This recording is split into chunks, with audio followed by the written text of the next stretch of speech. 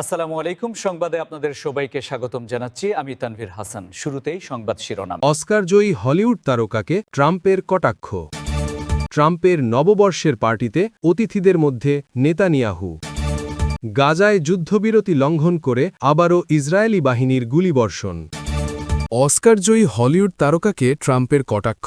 এবার সামাজিক যোগাযোগ মাধ্যম ট্রুথ সোশ্যালে এক পোস্টে অস্কারজয়ী হলিউড অভিনেতা জর্জ ক্লুনি ও তার স্ত্রী আমাল ক্লুনিকে কটাক্ষ করেছেন মার্কিন প্রেসিডেন্ট ডোনাল্ড ট্রাম্প। গত বছরের ডিসেম্বরে জর্জ ক্লুনি ও তার পরিবার ফ্রান্সের নাগরিকত্ব পান। এই নিয়েই মূলত ট্রাম্পের তোপের মুখে পড়ে এই তারকা পরিবার। এছাড়া ফরাসি নাগরিকত্ব গ্রহণের প্রসঙ্গ টেনে মার্কিন প্রেসিডেন্ট একই সঙ্গে ডেমোক্র্যাটিক পার্টির একাধিক শীর্ষ নেতারও সমালোচনা করেন। ক্লুনি দম্পতি ফ্রান্সের নাগরিকত্ব গ্রহণ করেছেন উল্লেখ করে ট্রাম্প দাবি করেন, ফ্রান্সের অভিবাসন নীতির কারণেই সেখানে অপরাধ সমস্যা বেড়েছে। এ প্রসঙ্গে তিনি প্রেসিডেন্ট জো বাইডেনের আমলের মার্কিন অভিবাসন নীতির সঙ্গে এর তুলনা টানেন। পাশাপাশি তিনি কমলা হ্যারিস, ক্যালিফোর্নিয়ার গভর্নর গ্যাভিন নিউসম এবং মিনেসোটার গভর্নর টিম ওয়ালসের নাম উল্লেখ করে ডেমোক্র্যাটদের ভবিষ্যৎ নেতৃত্ব নিয়েও তীব্র সমালোচনা করেন। এছাড়া জর্জ ক্লুনির হলিউড ক্যারিয়ার নিয়েও মন্তব্য করেন ট্রাম্প। তার মতে ক্লুনি চলচ্চিত্রের চেয়ে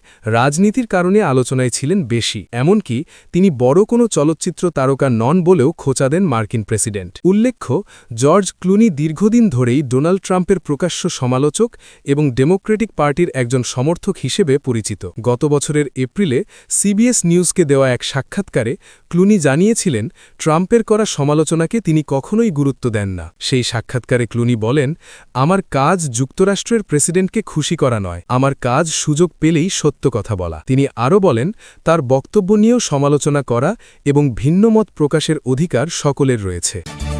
নববর্ষের পার্টিতে অতিথিদের মধ্যে নেতানিয়াহু। যুক্তরাষ্ট্রের প্রেসিডেন্ট ডোনাল্ড ট্রাম্প তার মার আ লাগো রিসর্টে আয়োজিত জাঁকজমকপূর্ণ নববর্ষের পার্টিতে ইসরায়েলের প্রধানমন্ত্রী বেনিয়ামিন নেতানিয়াহুকে অতিথি হিসাবে আমন্ত্রণ জানান। সামাজিক যোগাযোগ মাধ্যমে প্রকাশিত ছবিতে এ তথ্য দেখা যায়। সোমবার ফ্লোরিডার পাম বিচে ট্রাম্পের বাসভবনে পৌঁছান নেতানিয়াহু। বুধবার রাতে প্রকাশিত একটি পোস্টে দেখা যায়, টাক্সিডো পরা ট্রাম্পের পাশে পার্টিতে উপস্থিত ছিলেন ইসরায়েলি প্রধানমন্ত্রী। এর আগে গাজা যুদ্ধবিরতি ও মধ্যপ্রাচ্যের বিভিন্ন ইস্যু নিয়ে বৈঠকের সময় ট্রাম্প মজা করে নেতানিয়াহুকে নববর্ষের অনুষ্ঠানে যোগ দেওয়ার আমন্ত্রণের কথা বলেছিলেন। এই পার্টিতে ট্রাম্পের ঘনিষ্ঠ সমর্থক ও সাবেক নিউ ইয়র্কের মেয়র রুডি জুলিয়ানি, সংযুক্ত আরব আমিরাতের ধনকুবের হুসেন সাজওয়ানি, ট্রাম্পের দুই ছেলে এরিক ও ডন জুনিয়র সহ প্রশাসনের কয়েকজন শীর্ষ কর্মকর্তা উপস্থিত ছিলেন। গাজায় যুদ্ধবিরতিকে ক্ষমতায় ফেরার পর ট্রাম্পের বড় সাফল্য হিসাবে দেখা হলেও হোয়াইট হাউসের কিছু কর্মকর্তা মনে করছেন,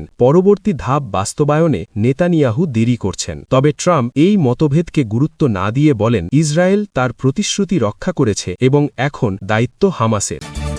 গাজায় যুদ্ধবিরতি লঙ্ঘন করে আবারও ইসরায়েলি বাহিনীর গুলিবর্ষণ। গাজা উপত্যকায় কার্যকর থাকা যুদ্ধবিরতি চুক্তি লঙ্ঘন করে ইসরায়েলি বাহিনীর ছোড়া গুলিতে এক ফিলিস্তিনি শিশু নিহত হয়েছে। উত্তর গাজার জাবালিয়া আল নাজলা শহরে বৃহস্পতিবার এই হামলার ঘটনা ঘটে বলে চিকিৎসা সংশ্লিষ্ট সূত্রের বরাত দিয়ে বার্তা সংস্থা আনাদোলু নিশ্চিত করেছে। নিহত ওই শিশুটির বয়স মাত্র 11 বছর। এই একই দিনে গাজার বিভিন্ন স্থানে ইসরায়েলি হামলায় আরও অন্তত 4 জন ফিলিস্তিনি গুরুতর আহত হয়েছেন। গত 10 অক্টোবর যুদ্ধবিরতি কার্যকর হওয়ার পর থেকে ইসরায়েলি বাহিনীর ধারাবাহিক হামলায় নিহতের সংখ্যা ক্রমাগত বাড়ছে, যা চলমান শান্তি প্রক্রিয়াকে গভীর সংকটের মুখে ফেলেছে। জাবালিয়ায় প্রাণহানির পাশাপাশি দক্ষিণ গাজার খান ইউনিস শহরের নেমসাবি কবরস্থানের কাছেও ইসরায়েলি বাহিনী বেপরোয়া গুলিবর্ষণ করেছে। সেখানে এক শিশু ও এক নারী সহ 4 জন আহত হলে তাদের জরুরি চিকিৎসার জন্য নাসের মেডিকেল কমপ্লেক্সে ভর্তি করা হয়। গাজা সরকারের মিডিয়া অফিসের তথ্য অনুযায়ী যুদ্ধবিরতি শুরু হওয়ার পর থেকে এ পর্যন্ত ইসরায়েলি হামলায় অন্তত 416 জন ফিলিস্তিনি প্রাণ হারিয়েছেন এবং 1110 জনেরও বেশি মানুষ আহত হয়েছেন।